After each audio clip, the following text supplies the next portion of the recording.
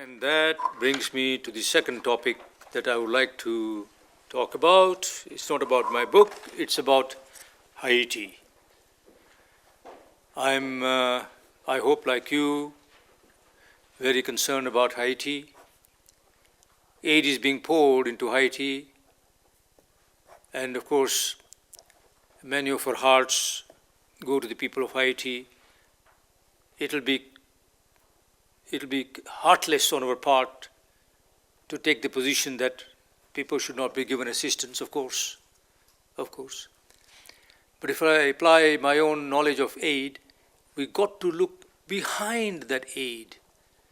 We have to look what is going on behind that Montreal conference that took place yesterday, started yesterday. They are giving assistance, yes, but we need to look at very carefully.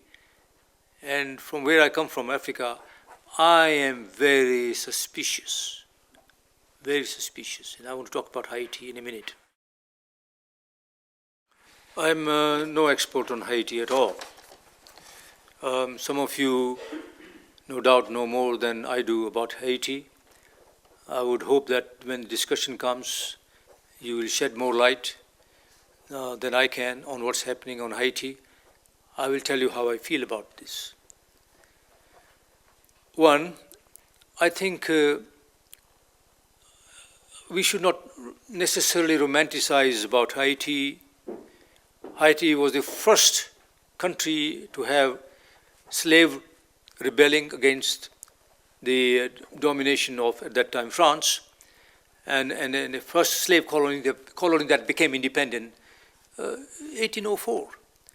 And it was a revolution just as powerful as the French Revolution. I think that was a huge event in history, and we should celebrate that. But I'm not going to romanticize that. We got to be realistic and practical. So that's the first point about Haiti.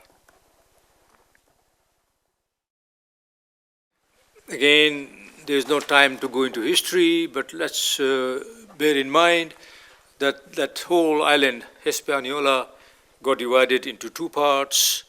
The western part under French, now Haiti, the eastern part under Spain, Dominican Republic. For a very long period of time during the 19th century, a large part of 20th century also, Haiti was more rich than Dominican Republic. Very similar history, full of dictators, oppression. We won't go into details. So they both parts had their share of blame also. We had Papa Doc in Haiti, we had Trujillo in Dominican Republic. We want to go into history, and we will not exonerate, we will not pardon the dictators, for sure. So we can understand that history, but we must talk about the present now. To put simply the situation in Haiti as I understand it, in Haiti there's a very dominant local elite class. A few families. They are very closely linked with France and the United States. They own vast resources in Haiti, bulk of the resources in their control, the land, the airport is in their control also. They have, during the last 100 years, appropriated in their hands the bulk of the wealth and resources of the country, and they have pushed the peasantry out of lands into poorer and poorer areas, and they have impoverished these people who had liberated themselves from slavery and made their wage work even worse than slavery, working in their plantations and fields.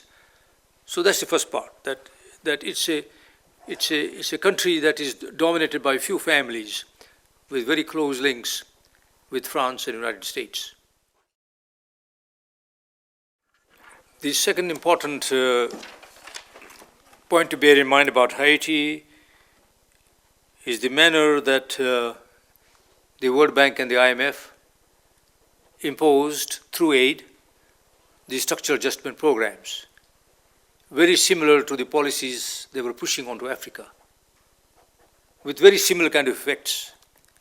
Africa was deindustrialized and rendered dependent, even increasingly more dependent on the West than before because of structural adjustment program. The same in Haiti. Haiti is a microcosm of Africa. The same. And therefore, we must be able to analyze the consequences of the earthquake. Earthquake can happen almost anywhere in the world, in Japan, United States, wherever. There's fault lines, geological fault lines. But the consequences of the earthquake are a result of the lack of development in our countries. Of course, Africa does not have that many earthquakes as Haiti, but the result is the devastation of the earthquake is a consequence of the policies made there. For example, for 20, 30 years, a lot of the Haitian population used to live hinterlands growing rice. And before that, sugar. Population of Port-au-Prince was not that big. But the United States, through its aid program, forced the government to import rice because there were abundant rice in the United States. And the US farm bill at one time pushed those countries that were receiving aid to open up their economies for rice. So rice flooded Haiti. It broke the back of the small rice producers. And a lot of this rice was produced by women cooperatives. That cooperative structure was destroyed. And it became rice-dependent country from outside and destroyed the people's efforts. And these people who no longer could produce rice in the villages all came into urban areas, and Port-au-Prince is full of 3 million people.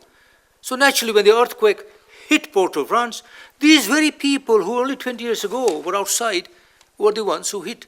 So who is to blame? Who is to blame?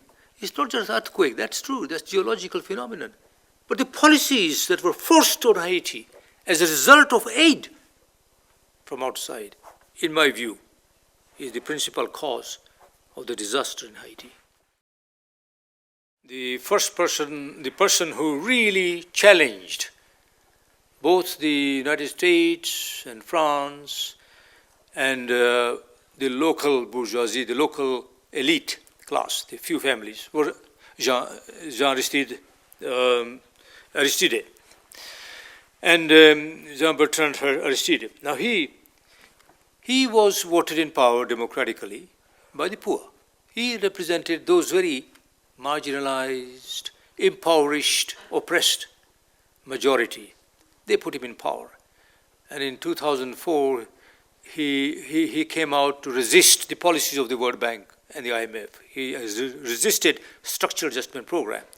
He describes that in his book, which I've quoted in my editorial, The Eyes of the Heart, his book, which is a fantastic book to read.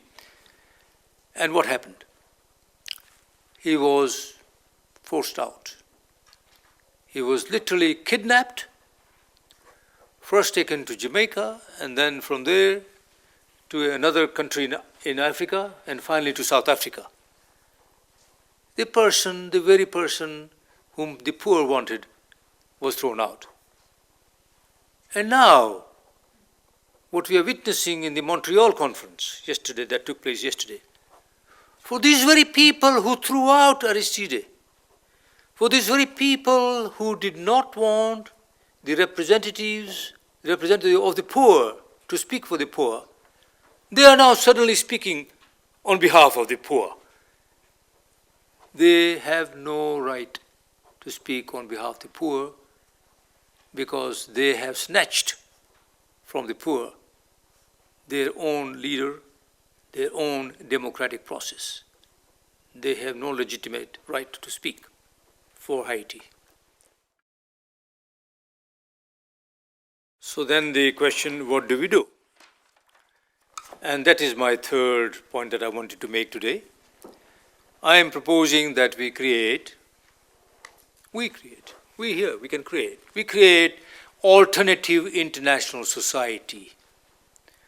Because this so-called international society that we hear about in the media, that seem to talk for the whole world, that until yesterday consisted of G7, but today consists of G20, because they have incorporated with the big northern countries some of our big southern countries, India, China, Brazil, South Africa.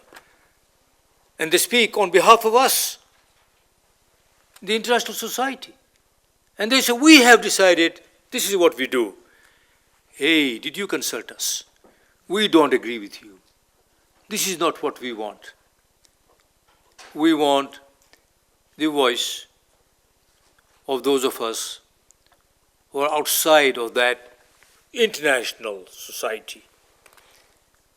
We want the voice of the poor. We want the voice of the voiceless, those who have not been heard. We want the voice of conscience, both in North and South.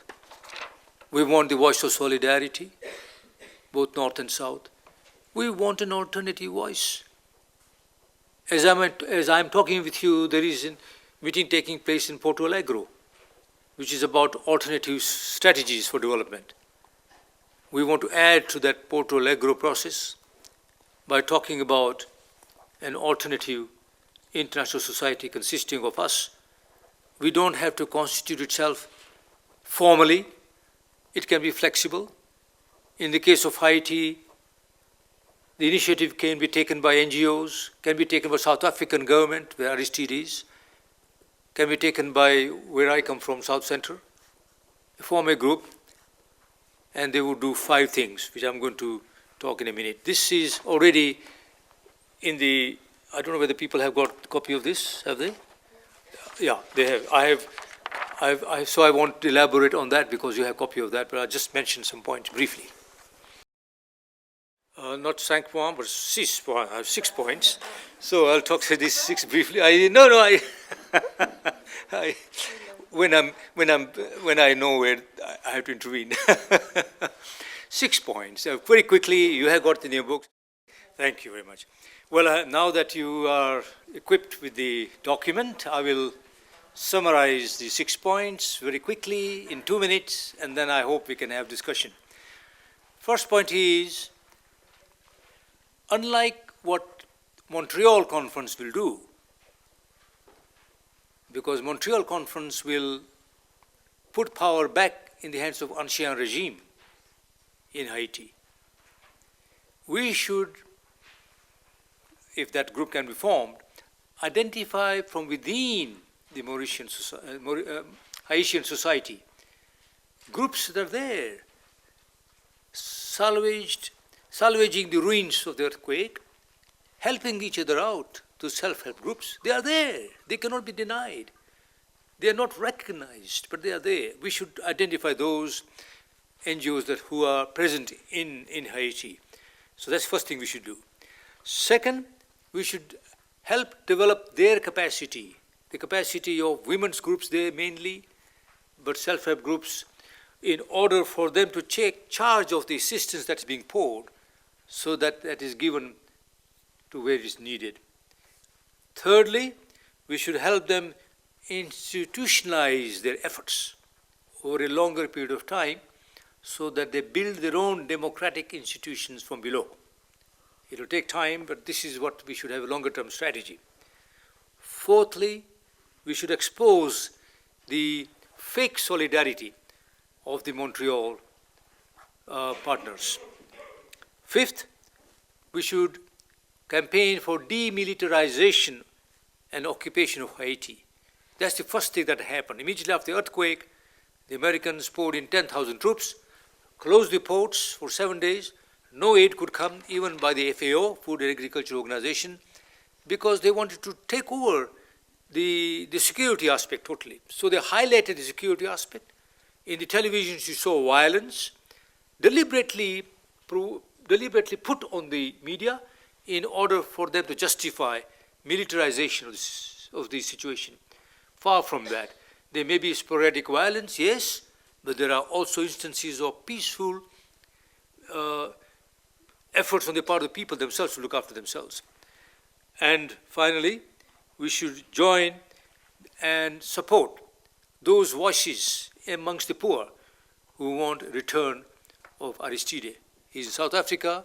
He put out a statement immediately after the earthquake saying why it is that the poor need to form their own democratic institutions. And there are still voices in Haiti in support of him. Immediately after he was thrown out, there was a massive military action where the supporters of Aristide were killed and imprisoned and thrown out. And there are still voices, very strong voices there. Some of them still surviving members of the party that he formed. We should support them because that man can still be the voice of the people. So these are the 6 steps that I'm thinking that we should think about and support in whatever way we can. And I will stop here for further discussion. Before I end up, I would say that when we come to discussion, please feel free to discuss any of the topics that I mentioned. My book, at the moment, not the most important thing, but Haiti certainly concerns us all, and the whole idea of alternative international society. How do we create one? So feel free. Thank you.